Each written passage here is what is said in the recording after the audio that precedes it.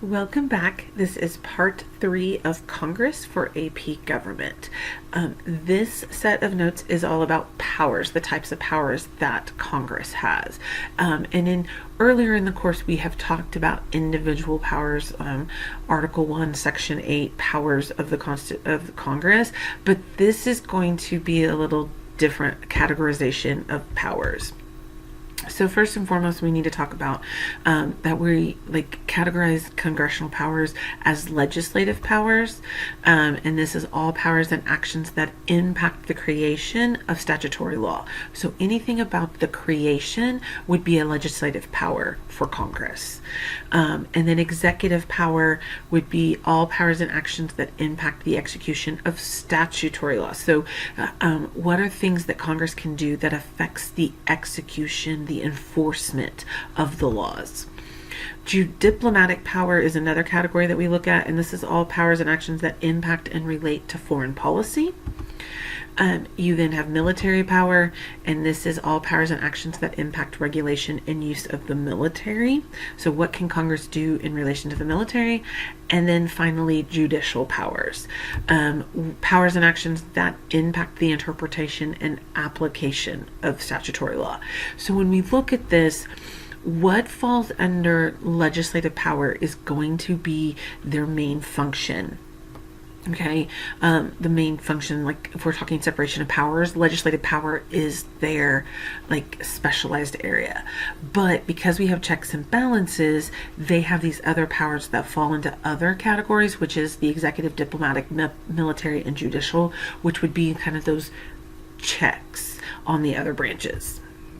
All right, so let's break this down. And this is something that we've done in class and talked about, but I want to make sure it is in your, you have it in notes, or you can reference it back if in case you lose the chart that we started in class. So powers of Congress, you have legislative, and the number one thing is they make statutory laws. They make laws. Okay, that is 100%. Impacting the making of legislative powers. A veto override, so that is also the impact of legislating, because they're going to make the law or the bill a law. The tax, spend, and borrow, the power of the purse.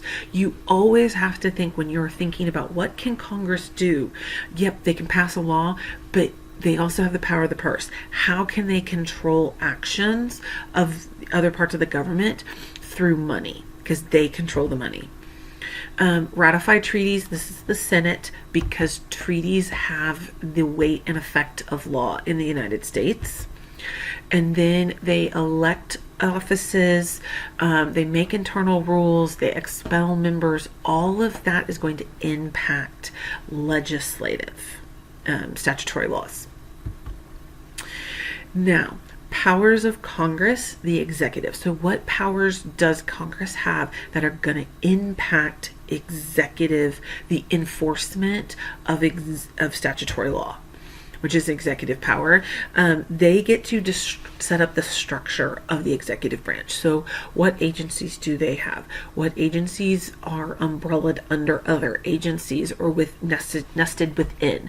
Are they a commission, or are they an individual head they an individual person at the head of the department? They control the budget for the executive branch. So all of those departments are have to get their budget requests and approvals through Congress. They approve appointments to the executive branch. So all of those departments that are in the executive branch, so Secretary of State, Secretary of Defense, Attorney General, also looking at the CIA director, it's looking at the Fed chairman, those have to be approved by the Senate, and that's going to impact the enforcement of law. Impeach and remove executives. So this also is going to affect the enforcement of statutory law. And then elect the president and vice president if the Electoral College is unable to produce a winner. So no one gets the 270, then Congress will get to will be the one choosing who is our president. So understand, it's only when the Electoral College fails. They have the legislative veto. And the legislative veto is where Congress tried to basically establish themselves a veto, being they can veto actions of the executive branch. In a court case called INS v. Chadha, it's in 1983, it was ruled as unconstitutional. So the idea of a legislative veto is unconstitutional. There are workarounds. So you pass laws to give themselves power. They might restrict the actions of certain branches. Now let's talk legislative oversight, because legislative oversight goes into their executive power. This is a very big one that they have. It's kind of part of the workaround on and legislative veto as well. The definition for legislative oversight, we've talked about this in class as well, but it is the monitoring and the investigating of how a potential laws are being implemented and or what actions are being taken by the executive branch agencies to ensure that bills are being implemented as Congress intended. They do this through committee hearings. They will hold committee hearings to do investigations into how is a bill being implemented? Is it working? Is it not working? Has it caused more problems than it solved? Do we need to make amendments to the bill, etc.? It's fairly effective because they will be able to look at how the bill is being implemented, and this is one way they hold the executive in check, is to ensure that they are implementing the law as intended, and if not, then they will. So it is very effective, but it can be a slow process to work out any issues, especially when it's in the lawmaking side of things.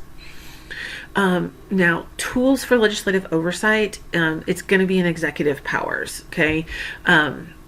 So, I mean, it's they are influencing, the enactment of laws. So now let's move on to diplomatic powers of Congress. So things that they can do that are going to impact diplomatic relations. So this is relations with foreign countries. First and foremost, the Senate's going to confirm diplomats are ambassadors to other countries.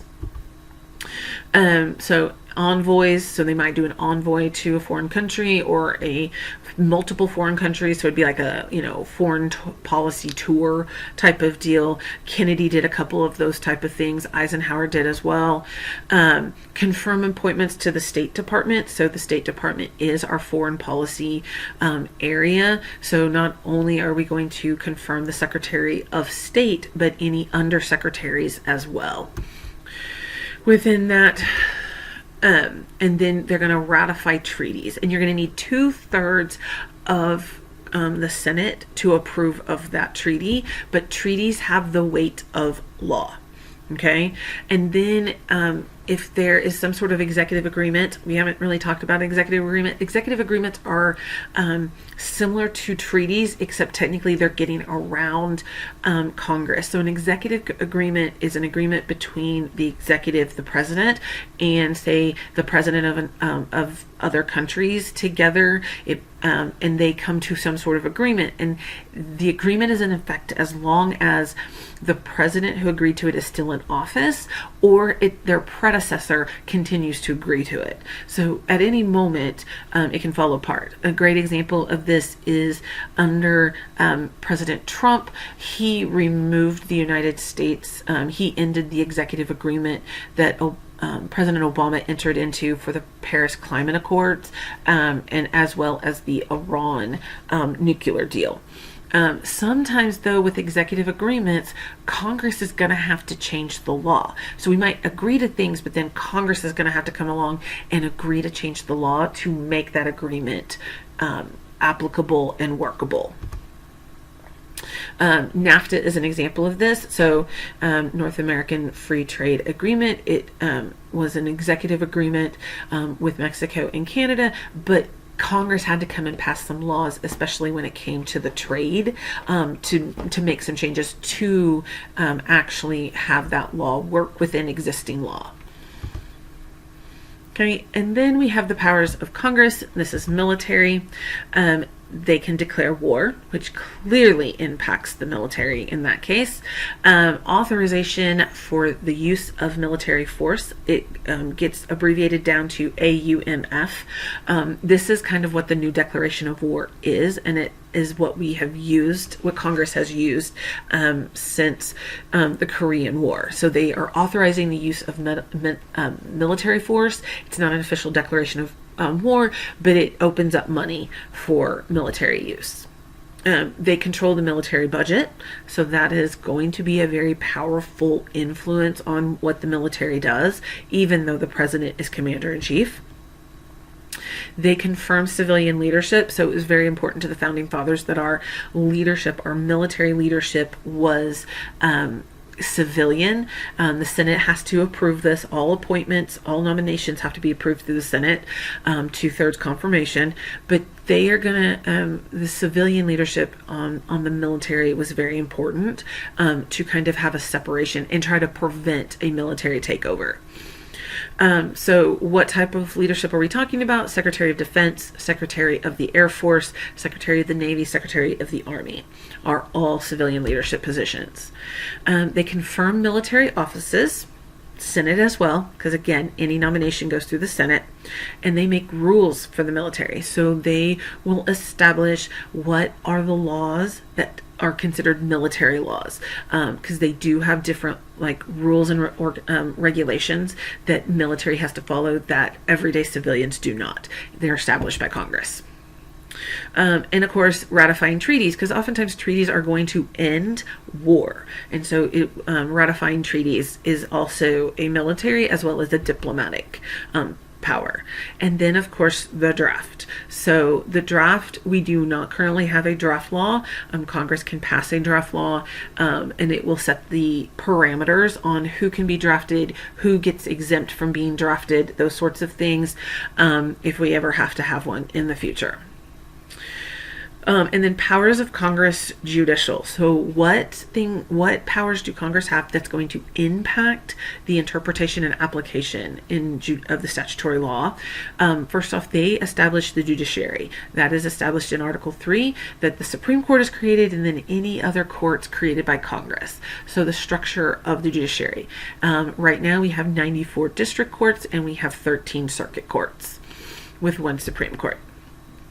They also set the jurisdiction of federal courts. What type of cases can each court hear? So if we're talking original jurisdiction, so what courts get to hear the case first, determining the facts of the case and making a ruling, and then appellate jurisdiction or appeals. So they're going to appeal something wasn't done right, etc. Would all fall under the jurisdiction of federal courts. They can do what's called jurisdiction stripping a court of certain jurisdictions that they have, certain types of courts, cases they can hear that are kind of specialized cases as well. They can confirm judges, nomination, therefore Senate, and then they can impeach and remove judges. All of these things are going to impact the interpretation and application of statutory law. All right, that wraps up this section of notes, part 3 of our notes. If you have any questions, come see me. And otherwise, don't do anything too stupid. Bye, guys.